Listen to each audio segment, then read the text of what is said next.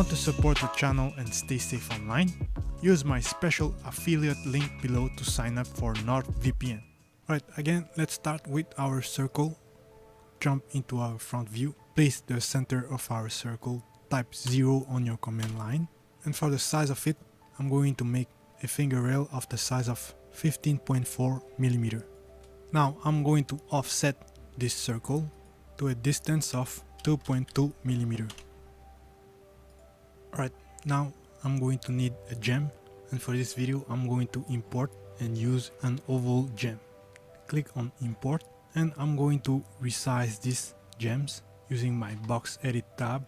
Going to enable uniform, and for the size of it I'm going to make a 1 carat gems, which is roughly about 5.5 millimeter.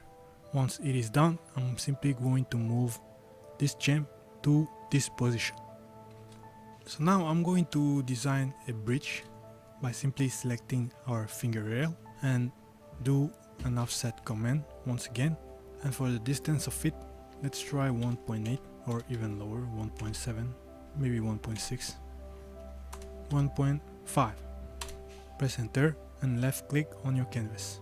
Now I'm going to select my finger rail and simply change it to another layer, and I'm going to select the blue layer. So now I can differentiate between other curves. Right, the next thing I'm going to do is to draw an oval curve in order to create a gallery for my gemstone. And to do that, I'm simply going to use the ellipse command, which is this icon right here. And I'm going to select the first option. The center of our ellipse will be 0. And I'm going to snap the first point on my top view and at the top edge of our gemstones. And the second point, I'm simply going to snap it on the side of our gemstone, just like so. And now we have perfectly created an oval curve. And now we can simply move this up into position somewhere around here. And now, like usual, we are going to design our gallery by drawing a profile using a polyline. I'm going to snap it at the end of our curve like that. Go down to a distance of 1.1 millimeter. I'm going to snap it slightly at an angle, just like so. And now I'm simply going to draw a profile just like so. So now we can simply do a sweep 1 command, and I'm going to select this shape, press enter, and enter once again. However, I totally forgot to close the open surface, and as you can see, there is a hole on our gallery. I'm simply going to select our gallery and cap to close it, just like so. So I'm going to select my gallery and switch to another layer. Now again, I can go ahead and design a claw for my gemstone.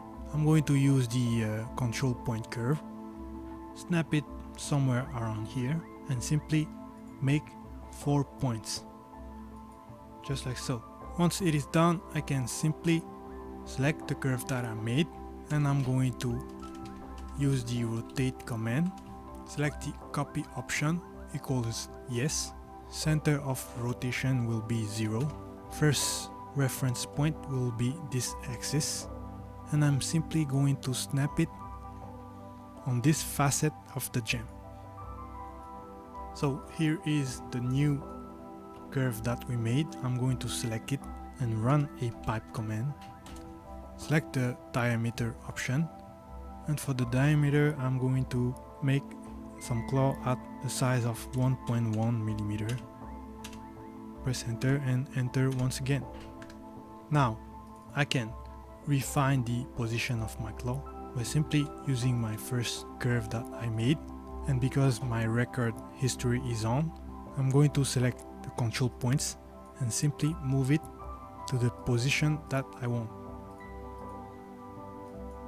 Once you are happy with how it looks, we can simply go ahead and mirror it across the side that is missing, just like so. Of course, you can go ahead and refine the shape of your claw if you like so. Alright, so now what we need is a Pear Cut gem to place it on the side of our main stone. So I'm going to select my pear gem and simply import it. I'm going to resize the size of my gem by going to my box edit tab, and for the size of our gemstones I'm going to make a pear gems of the size of 3.5mm. Press enter, and I'm going to select my gem and simply rotate it and position this way. I'm going to select my Pear Cut gem and isolate it temporarily. Right now we are going to design a gallery for our Pear Cut gemstones. So to do that we simply need to make a contour, a curve that follows the edge of our gemstones. For this gem I'm simply going to try and use, for example, this curve, the sketch curve command, and simply snap it at the end of my gemstone and simply go around and make a contour just like so. Right now I can select the curve that we made. We can go ahead and rebuild if we need, and then simply adjust it like so if you want. Like, don't stress out too much about the gallery. And once you're finished readjusting the shape of your curve, you can go ahead and simply draw a profile just like so with a distance of 1mm. Snap it somewhere here, come here, come back up, and simply snap it at the top of your rail and close it like so. Now we can go ahead, select our curve and do a sweep 1 command. Select the shape, which is this one. Simply press enter twice, just like so. So now what I'm going to do is go to my top view, make a straight line. I'm going to use my smart track for the guideline, make a straight line, an horizontal line, just like so. Make it bigger. I'm going to type split, and I'm going to select the object I want to split. Press enter. I'm going to select the cutting object, which is our horizontal line. Press enter. And now I can go ahead and delete this object that I don't need. Select our gallery, half gallery, and simply mirror it across the x-axis. Now I can select both of them and simply join them together. Alright, as expected, both objects could not be joined simply because our curve was not really aligned on the x-axis. So I'm going to go back a few steps, somewhere around here. I'm simply going to resize this a little bit because I want to go past this x-axis, and then I'm going to use a line again. Select both sides, type 0 on your keyboard, and simply make a straight line like that.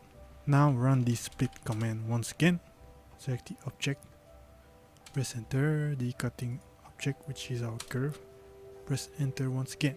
Now go ahead and simply delete the extra material. Now we can go ahead and mirror it across the x-axis, just like so. Select both objects and join them together. And now it should be a closed poly surface.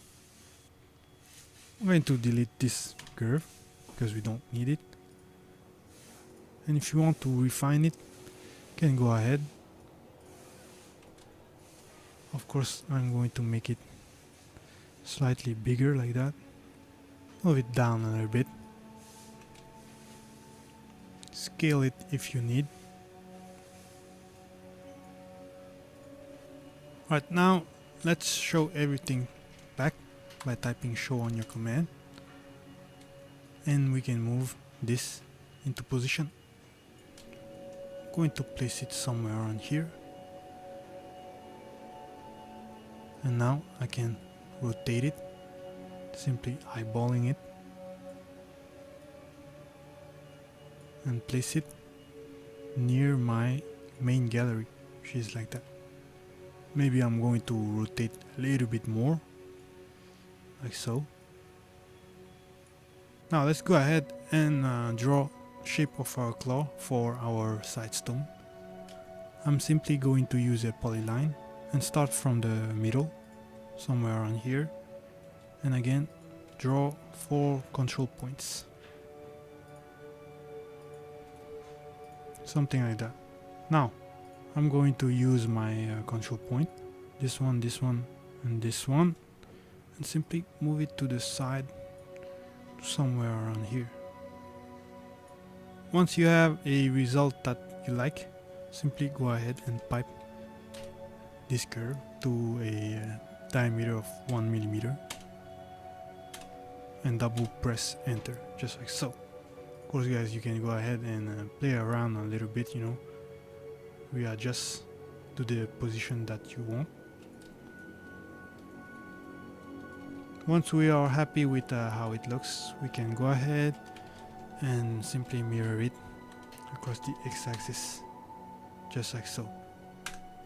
And now again we can reinforce our 2 gallery by simply drawing a shape using a polyline, just like so, by simply following the shape of our gallery. Create something like that and extrude it. I'm going to use my top view and simply create a tiny object like so. Alright, now we are going to make a V claw because we have a Pear Cut gem, and to do that I'm going to switch to my top view and I'm going to select my square, my rectangle command. I'm going to select the center command, just like that, and for the size of our square it will simply be 1.1 millimeter, just like the size of our claw, just like that. Now I will rotate it to a 45-degree angle by simply holding shift and clicking on this curve and simply type 45 degree. I'm going to reset my gimbal to be facing the correct position, and now I'm going to create a copy, just like so. I'm going to select both of these and simply trim off the curve that we don't need, just like that. And now we can join them together to create a closed curve. Now I can go ahead and simply draw a curve that starts from the middle again and make 4 control point, something like that, and readjust it by simply moving those control points, something like this.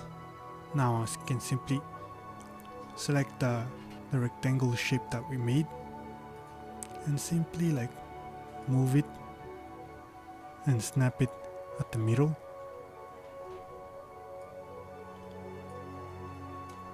And now I want to make another move command. Select this object, press enter, and then I would like to snap it on the middle. So I'm going to select the center like this and then simply move it and snap at the end of this curve, just like so. Of course I can go ahead and rotate it to make something like this.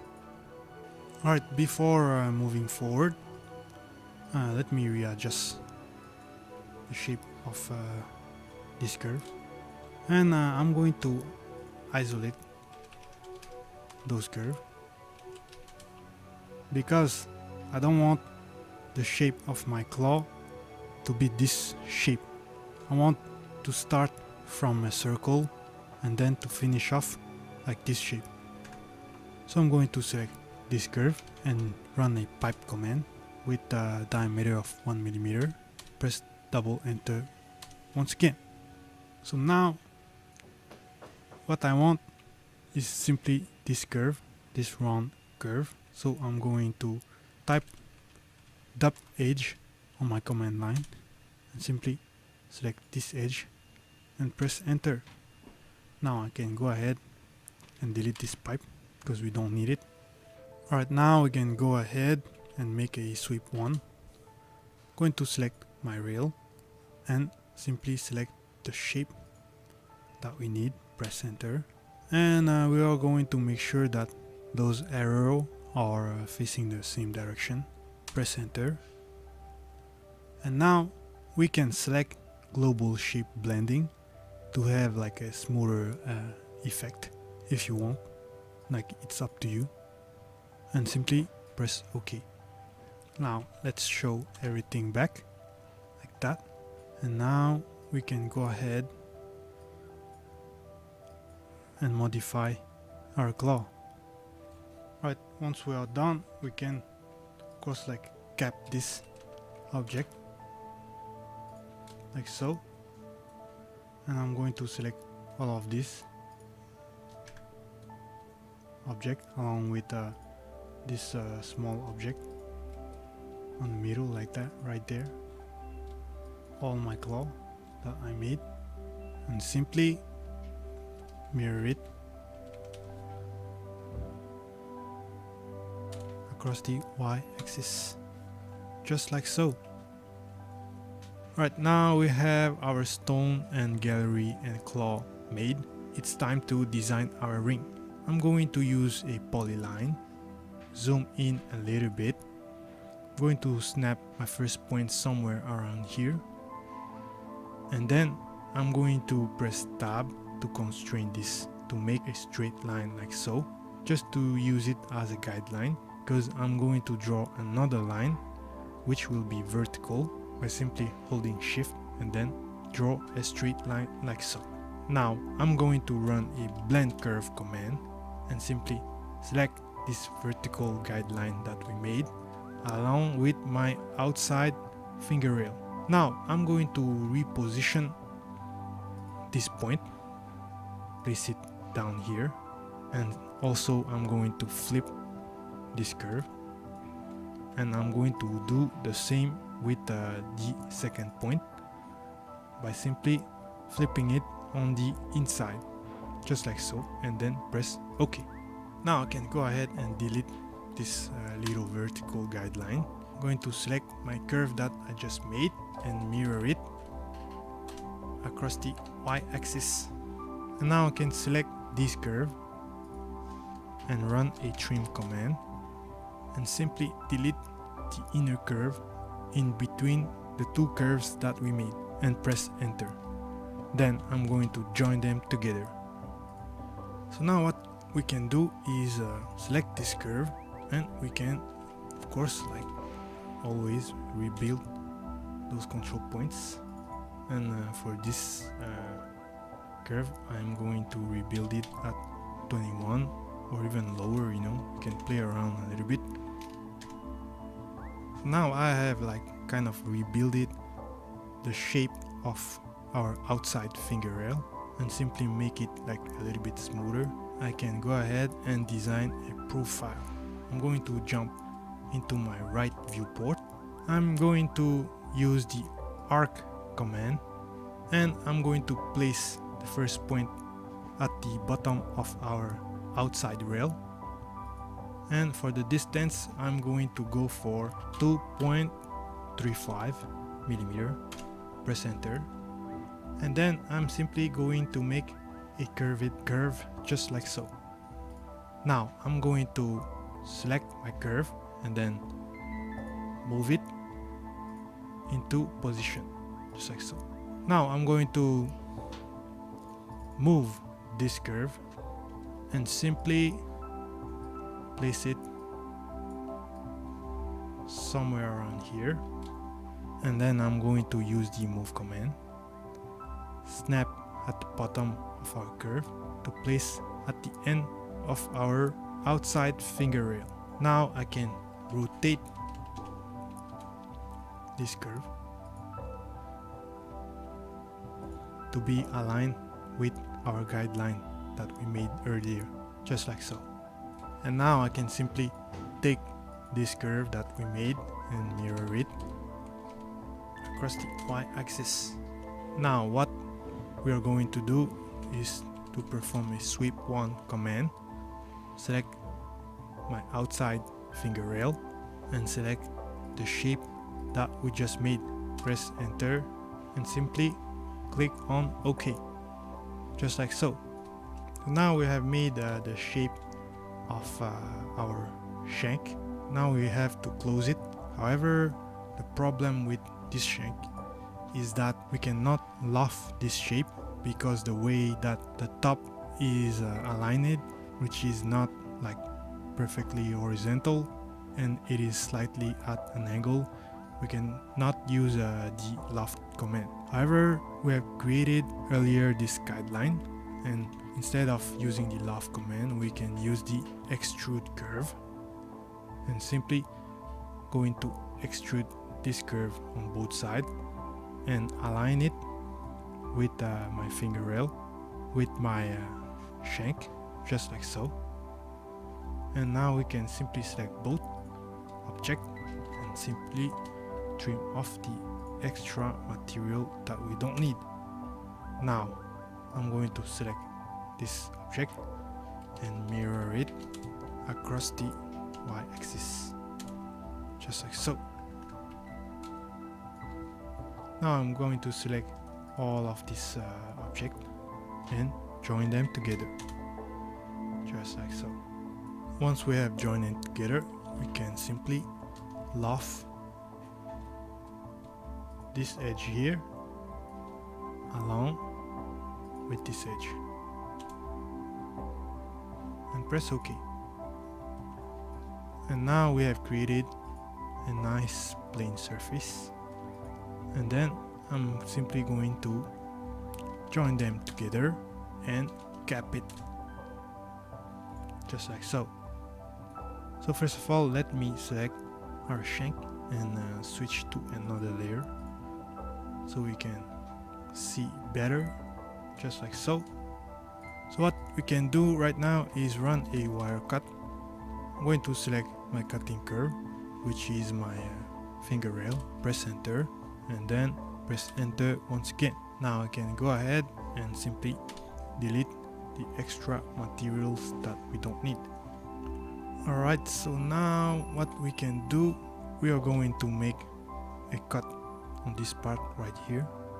So I'm going to use my polyline and I'm going to snap it on this rail that we made earlier and simply draw a polyline.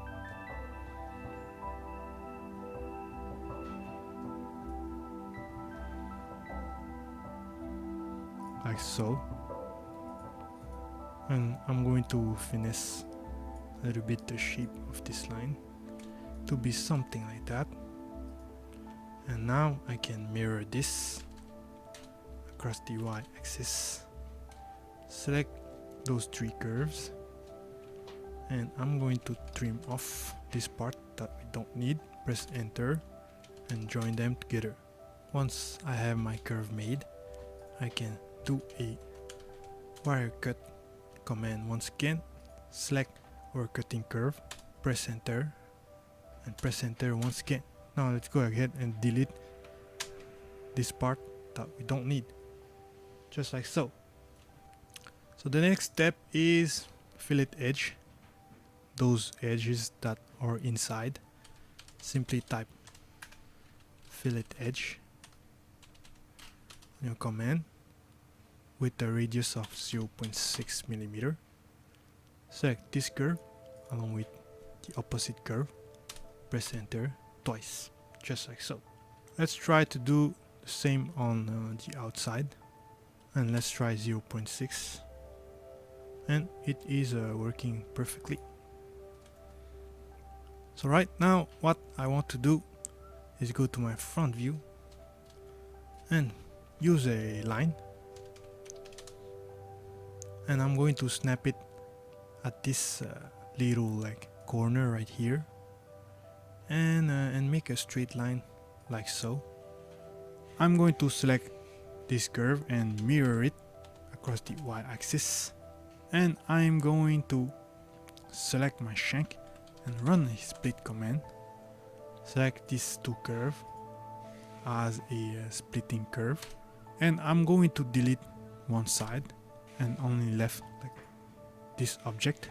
And before going forward, I'm going to select all of the parts on the top and temporarily locked it, just like so. Then I'm going to select the object that I have split and run a rotate command. Copy option, I'm going to deselect it and place the center at the end right here and use this curve as a guideline. And then I'm going to rotate it and snap it horizontally by holding shift, just like so. And now I can select this object and run a cage edit command. Select bounding box, press enter, and as you can see we have some setting that we can mess around. So I'm going to simply modify the Z point count and simply add more points to this axis, just like so. So now we can simply go ahead and modify this part to make it a little bit thinner. So feel free to mess around a little bit, try to come up with something good, you know. However, you have to be careful not to modify the bottom of this object, otherwise you will deform the connection between the bottom part with our main shank. So now I'm going to escape the bounding box because I want to have a preview of how it looks. I'm going to select this object and again run a rotate command, but this time I'm going to select the copy option and simply replace it to the initial position, and I'm simply going to mirror this across the y-axis. Now if I want to make some more modification, I can select my bounding box, press F10 and simply readjust it. By doing so, you can see an update of the change that you made. Once you think that it looks good, simply go ahead and delete those extra stuff that you don't need. And if you done this correctly, you can select all of those splitted objects and join them together. And like I said, if you done this correctly, your shank should be a closed poly surface. Alright everyone, now you have simply done this ring and I hope it was useful to you. If you want to separate this part for casting, you can surely do it by simply like boolean using our shank. But anyway, thank you guys for watching and leave a like, and I see you guys on the next video.